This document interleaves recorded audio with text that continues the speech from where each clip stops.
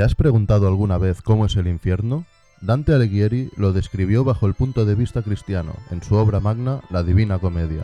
En este vídeo te describiré el infierno en 12 minutos, sintetizando el primer libro de los 3 que componen la obra, que por cierto recomiendo leer en su totalidad. En el poema, Dante nos describe un infierno cónico que conforme desciende es cada vez más duro y retorcido. Tiene zonas específicas para cada tipo de pecador, custodiadas por monstruos y personajes mitológicos. La obra está repleta de dobles sentidos, críticas escondidas a la sociedad y un retrato de su propio tiempo, todo escondido entre líneas, así que al final del vídeo hablaremos de ellos para entender bien al toscano. Dante pasea por la selva oscura. Un leopardo se cruza a su paso. Al intentar volverse por el camino, ve cómo le observan un león y una loba. Retrocedía asustado por una pendiente hasta que se topó con Virgilio, que le indicó que debía cambiar de senda, y se ofreció como guía del oscuro lugar al que iban a visitar, con la promesa de que si Dante le seguía hasta el fin, podría llegar a su dulce Beatrice. Llegan ante una alta puerta con un tétrico mensaje inscrito en ella.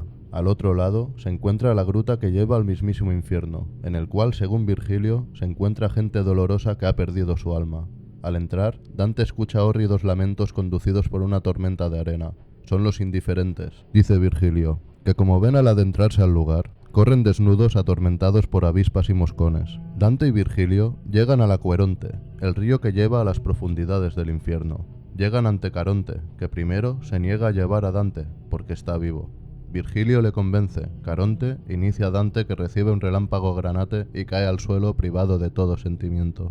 Dante se encuentra inconsciente unos momentos, hasta que se despierta a causa de un trueno. Se ve en el otro lado del río con Virgilio, que ahora adopta la forma de un espectro. Se encuentran con los no bautizados, que son descritos por Virgilio, como Eneas o Héctor. Virgilio también se encontraba entre ellos, pero vio cómo Dios sacó de ahí a Moisés y demás personajes del Antiguo Testamento para que sean los primeros en ser salvados el día del juicio final.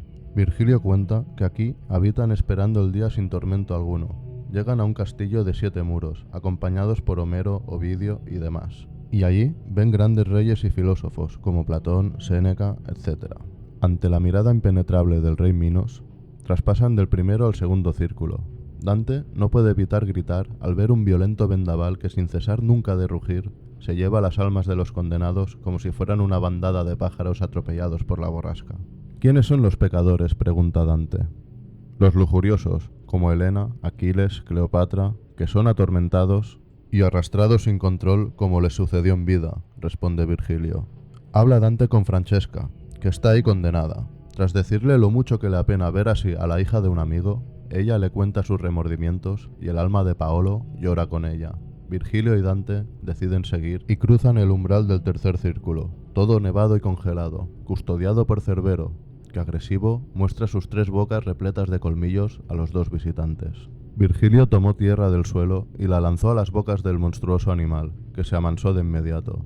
Pueden observar entonces a los condenados, que yacen desnudos en el suelo congelado, acosados por Cerbero, que se pasa la eternidad torturándolos. Ciacho se levantó de entre ellos para hablar con Dante, que se da cuenta que ahí se castiga a los glotones. Tras identificar más personajes conocidos, se van del lugar para llegar al cuarto círculo infernal, custodiado por Pluto, que les intenta hechizar con el siguiente conjuro: Pape Satán, alepe. Pero Virgilio lo hace callar sin demasiado esfuerzo y se adentran al lugar, donde ven a los pecadores empujar grandes pesos por colinas, chocan entre ellos, se lían a puñetazos y nunca logran subir su carga por la pendiente. ¿Qué clase de pecadores son?, se pregunta Dante. Ávaros y pródigos, contesta Virgilio. Siguieron caminando alrededor de una fuente de agua oscura e hirviente, hasta llegar a la laguna Estigia, el arroyo negro que empantanaba las tierras que daban paso al quinto círculo del abismo. Al entrar, observan a un hombre despedazándose a sí mismo a base de mordiscos y golpes. Navegan por el pantano, donde sufren enfangados los iracundos, destrozándose a sí mismos. Hablan con Filippo Argenti, que intenta llevarse enfadado a Dante. Él se zafa de Filippo y siguen su camino hasta la ciudad de Dite, que contiene lo peor del infierno. Llegan ante sus muros, donde se asoman las 3 furias que los amenazan y maldicen, pero son espantadas por Virgilio. Atraviesan los muros y escuchan horrendos llantos. Por el camino ven sepulcros abiertos que expulsan llamas demoníacas y en su interior sufren herejes y sectarios, llegando así al 6º círculo infernal. Caminando por ese tétrico lugar, le sorprende un condenado saliendo de súbito de su agujero. Es Farinata, respetado enemigo de Dante, apreciado por salvar su ciudad. Tras decirle que a pesar de haber sido exiliados 2 veces, la familia de Dante han sabido volver, Farinata le pregunta por su hijo, Guido. Dante le comunica que murió y Farinata se vuelve a su sepulcro chillando de horror. Atraviesan una riba de pedruscos quebrados mientras Virgilio describe el siguiente círculo infernal. El séptimo círculo contiene 3 sectores, cada uno destinado a un tipo de pecador. Homicidas y ladrones sufren en el primer recinto, suicidas en el segundo e impíos en el tercero. El Minotauro custodia el primer recinto. Después de escuchar las palabras de Virgilio que lo provocan, se levanta para atacarles, saliendo enfurecido del puesto que custodia, corriendo colina abajo. Esquivan al monstruo ciego de ira e ingresan al lugar, que es un oscuro valle atravesado por un río de sangre hirviente en el que se cuecen los condenados, azuzados por las armas de los centauros que los custodian y castigan a la vez. Su líder Quirón para a los 2 visitantes que le revelan su identidad. Le pide a Neso que los guíe hasta el siguiente recinto. Les cuenta por el camino que los penitentes son tiranos que maltrataron al mundo, como Alejandro, Dionisio o Azzolino. El lago de sangre al principio cubre solo los pies de los tiranos menores. Conforme avanza, es más profundo y en su centro sufren totalmente sumergidos en sangre hirviente los peores tiranos, como Atila, Pirro, Ranier, Pazzo. Neso les deja frente al segundo recinto y ven un horrendo y enorme bosque. Entre la espesa floresta habitan las arpías. Virgilio pide a Dante que tronche una rama de árbol. Al hacerlo, el árbol grita de dolor y reprende a Dante por troncharlo. En este lugar, como le explica, las almas de los condenados son los árboles del bosque, que son atormentados por las arpías.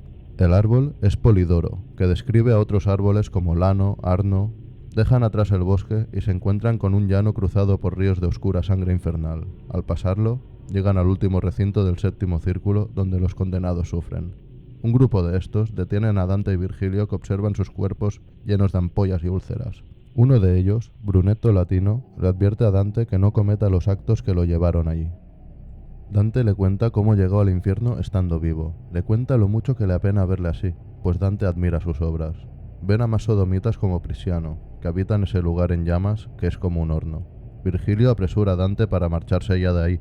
Él obedece y llegan a un lugar el cual emite el sonido del agua rimbombando y una cascada al fondo. Ven a 3 sodomitas lamentando su dolor y acusan a Dante de despreciarles. Él les responde que es pena lo que siente. No desprecio. Les reconoce como Guido Lombardi, Teogiago Aldobrandi y Guglielmo Borsiere. Estos desaparecen y los 2 visitantes atraviesan la cascada y ven a la quimera sobre un suelo de mármol. Virgilio decide esquivarla andando 10 pasos a la derecha para evitar que les viera. Llegan a un lugar con gente sentada en una arena ardiente bajo una lluvia de fuego. Lastimosamente, Dante les observa intentar apartar la arena con el cuerpo lleno de quemaduras. Mientras atraviesan el lugar, apenas puede distinguir sus caras ennegrecidas. Dante distingue escudos de poderosas familias que en la tierra le son enemigas, entre ellas la de los Vitalino, usureros de profesión. Huyen de allí saltando a lomos de Gerión, al cual Virgilio pide que les lleve. Este desciende tan rápido que Dante se ve como Faetón perdiendo el control. Llegan al 8º círculo, un pozo con lugares llamados Malas Bolsas, donde torturan a sus penitentes. Son un total de 10, hechas de piedra oscura. En la primera, rufianes y seductores son fustigados por demonios que los llevan en fila de un lugar para otro. Ve ilustres rufianes como Jasón. Andan hasta el fondo de la bolsa y ven a gente hundida en estiércol. Son los aduladores como Alessio Interminei, y siguen su camino para ir a la 3ª bolsa, la de los simoníacos, o gente que vendió objetos sagrados. Andan por la orilla de un río en el que se encontraban ahogándose boca abajo los pecadores con medio cuerpo fuera del agua, prendido en llamas y sostenidos por cuerdas que les hacen colgar por los tobillos. Dante ve a Bonifacio, con el cual discute fuertemente, hace lo mismo con Constantino, y se marcha con Virgilio, que le da un abrazo complacido por lo que escuchó de boca de Dante por los papas. Lo cargó y escaló un monte tras el cual se encuentra la 4ª bolsa, donde los adivinos como Tiresias son condenados a andar hacia atrás por un valle circular. Van llorando desesperados por la infinidad de su tormento. Ven a adivinos de su tiempo, como Pinamonti o Guido Bonatti. Cruzan varios puentes hasta llegar a la 5ª bolsa, Malasgarras, una montaña escarpada donde hay diablos alados y oscuros que flagelan a los penitentes agarrándolos y lanzándolos por el precipicio una y otra vez, o rajándolos con sus afiladas zarpas. Primero, no dejan pasar a Dante, pero Virgilio les hiere su orgullo recordándoles que actúa por voluntad de Dios a la que están también sometidos. El diablo jefe deja su tridente al suelo, Nombra a los demás diablos y deja pasar a los visitantes mostrándoles el camino. Ven a los barateros como Fray Gomita, lamentando sus heridas, escondiéndose de los malasgarras en las profundidades rocosas del lugar. Lo último que ven en ese lugar es como los demonios se llevan a Miguel Zanque, clavándole garfios en la carne para hervirlo en una olla. Llegan a la sexta bolsa, la de los hipócritas, que llevan pesadas capas doradas con la cara pintada, mientras andan en triste procesión. Paran cuando detectan la presencia de Dante, que reconoce a los frailes gozosos. Catalano dei Malavolti les indica el camino para la séptima bolsa, la de los ladrones, que es una zona de casas ruinosas y pedregosos riscos. Descendiendo por ellos, ven como los condenados son torturados por serpientes y otras alimañas que les muerden saltando de un condenado a otro. Ven a varios ladrones conocidos, como Vanni Fucci, que se avergüenza de ser visto así. Se encabrona y empieza a blasfemar hasta que las serpientes lo callan enroscándose en su cuello. Tras ver cómo las serpientes castigan a un montón de ladrones, van a la octava bolsa, habitada por malos consejeros, que arden en piras envueltos en telas. Ulises, Diomedes son algunos de ellos. Se posan frente a la pira donde hablan con el arrepentido Ulises. Avanzan y ven a otros tantos como Malatesta o los tiranos de la Romaña. Llegan a la novena bolsa, donde los discordiadores sufren mutilaciones en sus genitales, a manos de demonios. Ven a Mahoma con el pecho partido, a Fray Dolcín, a Pierda Medina, etc. Los demonios también les amputan las manos, como a Girón, mientras forman en interminables filas. Andando, llegan ante todos los miembros cortados y, espantados por el olor, van al fondo de todo, donde se encuentran la entrada a la décima bolsa, la de los falseadores, que es atravesada por una riba del río de sangre hirviente. Ven a los pecadores fusionados por la espalda, unos encima, otros debajo. Ven a otros dos que se lograron apuntalar de pie. Se hurgan las llagas producidas por las rocas con sus magullados y quemados dedos. Juno atormenta a los falseadores como una furia, arrancándoles pedazos de carne a mordiscos. Dante reconoce a Sinón de Troya, entre otros, y tras advertir a su pupilo, Virgilio se dispone a llevarle a lo más profundo del infierno. Pasan por el pozo custodiado por gigantes y llegan al gran lago helado y último círculo infernal.